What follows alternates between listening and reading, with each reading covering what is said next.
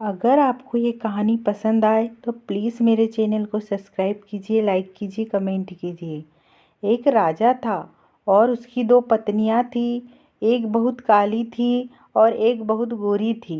जो गोरी थी उसको अपने गोरेपन का बहुत घमंड था और जो काली थी वह बहुत भोली थी। उन दोनों में एक समानता थी कि उन दोनों को कोई संतान नहीं थी। राजा बहुत दुखी रहता था क्योंकि उसको लगता था कि मेरी भी कोई संतान होनी चाहिए। राजा अपनी दोनों पत्नियों से बहुत प्यार करता था, पर राजा की फेवरेट पत्नी गोरी वाली थी। लेकिन उसने कभी भी दोनों पत्नियों में भेदभाव नहीं किया। राजा की जो गोरी पत्नी थी वह बहुत घमंडी और झगड़ालू थी। घर के सब काम राजा की काली पत्नी से करवाती थी और वह बेचारी सब काम कर लेती थी, पर राजा को कुछ नहीं बताती थी। एक दिन राजा की दोनों पत्नियां का बहुत बड़ा झगड़ा हुआ और राजा की गोरी पत्नी ने काली पत्नी को महल से निकाल दिया। काली रानी ने राजा को सारी बातें बताई और राजा उसे कहने लगा कि मैं तुम्हारे लिए अलग महल बना दूंगा, तुम उस महल में रहना। फिर राजा ने महल के सामने छोटा महल बनाया और उस घर में काली रानी को रहने बोला। एक दिन राजा दूसरे राज्य में घूमने के लिए जा रहा था तो उसने अपनी दोनों पत्नियों से कहा कि तुम दोनों को क्या क्या सामान चाहिए मुझे बता दो, मैं तुम दोनों के लिए लेकर आऊँगा। तब राजा गोरी पत्नी के पास गया और उसे कहने लगा कि तुम्हें बाजार से क्या चाहिए। तो वह बोली मुझे मेकअप का सारा सामान चाहिए। फिर वह काली पत्नी के पास गया और उसे कहने लगा कि तुम्हें बाजार से क्या चाहिए। फिर वह राजा से बोली कि मुझे एक छोटा बंदर चाहिए। वह बोला कि ठीक है, मैं लेकर आऊँगा।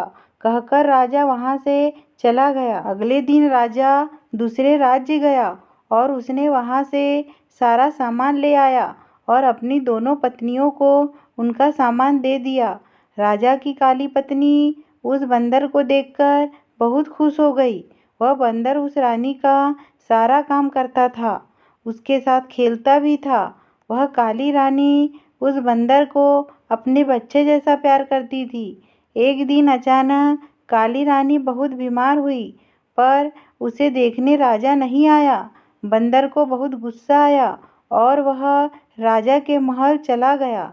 राजा से कहने लगा कि मेरी माँ जैसे रानी को देखने आप क्यों नहीं आए। बंदर के डांटने के बाद अगले दिन राजा रानी को देखने के लिए घर आता है।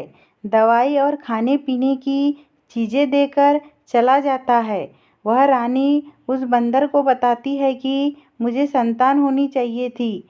वह बंदर उस रानी को बोलता है कि आप टेंशन मत लो, आपको संतान जरूर होगी, मैं भगवान से प्रार्थना करूँगा।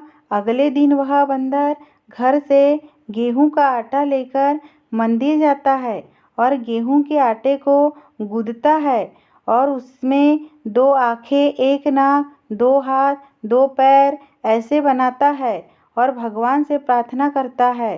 भगवान उस बंदर की प्रार्थना सुनकर उस आटे के गोले को एक छोटा बच्चा बना देते हैं और वह बंदर उस बच्चे को देखकर बहुत खुश हो जाता है। बच्चा लेकर काली रानी के गोद में दे देता है।